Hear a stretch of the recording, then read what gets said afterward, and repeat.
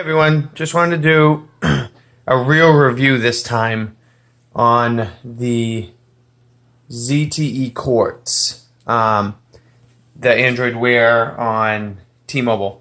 Excuse me. My last one I did was kind of a rant, and I'm going to try to make sure it doesn't happen this time. So the first thing you want to do is take the band that comes with it and get rid of it. This band is horrible. It's too thick of a rubber, and it just doesn't fit right. So, we can, whoops, sorry about that. I don't know what the heck that was. We can definitely get rid of it. So let's get rid of that. You could use like the Mode bands. This is the leather Mode one by Google. Let's see if you can see it there, right there. Not a bad band. It's a leather one. I just don't like it. I think they could have did a better leather on it. So we'll get rid of that. So right now I got this this like a NATO strap type with a buckle. I'm only using that until a leather like the Horween leather comes out. It's the one on the Pebble. Same one they used on the Moto 360, the original back in 2014. So let's get on to this review of this unit here. So the biggest gripe about this, and if someone was to ask me and say, hey, is this a good watch? I'm going to say yes. It really is. I mean, it's got the one button. It's a plastic back. You got a microphone there. Where's the other microphone? There's another microphone right there. It's hard to see, sorry. And then there's the speaker. The biggest gripe on this thing, let's see if it's got service. It was in service, but it will show the signal. It never shows an E or a 3G though. That's kind of weird. It says it's connected to Edge, like when you go into the settings, it will show the connection status as Edge. So we know it works, and I've tested it with Bluetooth off, and it does work.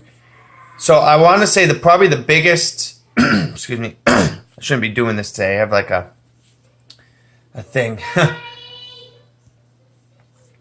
So I'm going to say the biggest issue with this watch is the battery life. It has a 500 milliamp battery. Probably the biggest, other than the LG Watch Urbane LTE, the original, which had a god-awfully horrible band. I mean, I don't know where to begin. So this came off the charger exactly 1 hour ago, and it's already dropped 4%. Now, when I check the battery stats, depending on the day, I'm going to say, this is not an everyday thing, but if I check the battery stats, it's going to show about 2 or 3 a.m. Some days it will show 6, 7 a.m. So it gets me exactly about 24 hours. Most of the time it's about 2 to 5 a.m. Which I guess is fine for an Android Wear watch. But, I mean, if you compare it to other watches, or, not Android Wear, because we know Android Wear's got bad battery, which makes no sense. I don't know why. Because, like, the Apple Watch doesn't. Samsung's Gears don't. The TicWatch doesn't. And obviously we can't compare it to the Pebble because it's totally different tech on that. So this one, I'm just not impressed. So I did some testing and I said, you know what? Let me see where the battery life will be in, say, if I shut off the always-on display. So I shut off the always-on display. Same battery life. So then I'm saying, okay, it's got to be the cellular connection. So turn off the cellular connection. Same battery life. So I said, okay, let's turn off the cellular connection. Let's turn off the always-on display. Now, before I begin, the always-on display is the best feature of these watches. And that is one reason why I don't have Apple. Because I love their square design. I think what they did was really good. And if you see their numbers that was just posted yesterday, they're like the #1 selling wearable. They even beat out Fitbit. But it doesn't have an always-on display. Now, Apple could put an always-on display and probably still get decent battery life. Why they didn't, I don't really know. But the always-on display is like the best feature. Now, a round screen that makes it look more like a watch, that's a cool feature too. And I mean, that's been around since the beginning. I mean, Moto 360 times here. So, I shut off always on display. I shut off cellular. Same battery life. So, what is going on with this $192 Android Wear smartwatch? It's got the same processor as the $400 ones. It's got almost the same screen, bigger, better battery, no NFC, no heart rate sensor, so we don't need to worry about those two extra things. Wi-Fi is off. Wi-Fi is never on. Actually, I can show you. Let's go to settings, connectivity, Wi-Fi. It's off. Oh, another thing too. Everyone's been asking, how do you turn on the phone audio? As you can see, it's connected to my LG G6. You see that little thing on the bottom that says play phone audio on watch? You just have to turn that on. And boom, it's good to go. And it works. So, another thing is, okay, well maybe GPS is doing it. So let's go in. Let's go back to connectivity. Location off. Now, if you go into it and you turn it on and you put location for the mode, I picked to do, man, my camera's not acting good today. I picked for it to do battery saver. Sucked. Still didn't work. I don't get why. Like, that's why I don't use the Google Weather. So Google has their own weather app built in, and it also has a decent complication and a very good like interface. Like when you click on this one, this is brilliant weather, but once it loads, like that's it. Like it's horrible. This developer, I mean, what did he throw this together? So, but I can't use the Google one because it continues to lose the location because I don't have it on the watch because I care about battery life. So, I mean, I don't know really.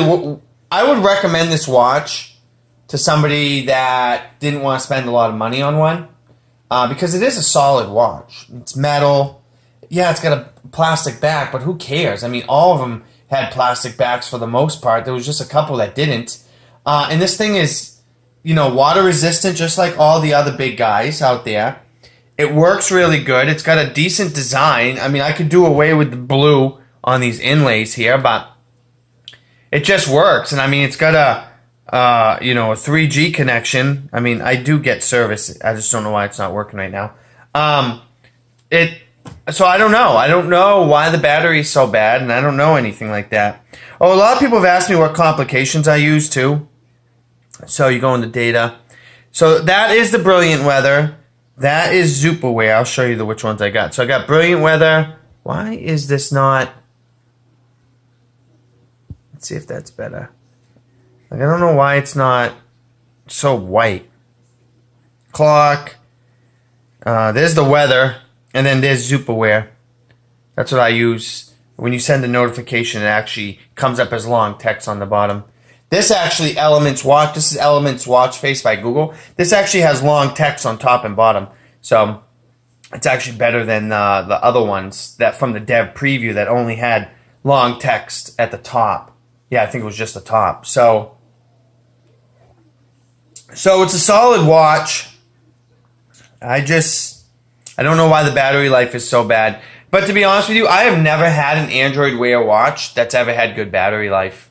Honestly, I really wonder why I still have Android Wear. Because, I mean, all I get is notifications. I never touch it. I use one single watch face. I never mess around with it. I don't count my steps. I don't do heart rate. I don't use Android Pay. I don't I use it for notifications. I have a notification come in. I have field aware on it, so it sends a tone as well as another vibration. So I have the original vibration plus one more plus the tone.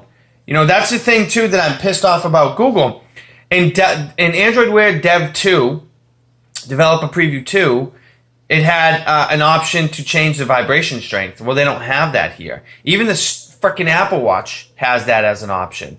So, I don't know. I mean, I'm a huge Android fan. I mean, if anyone follows me on the collectibles page on Google+, you can tell that I have a ton of Android customs.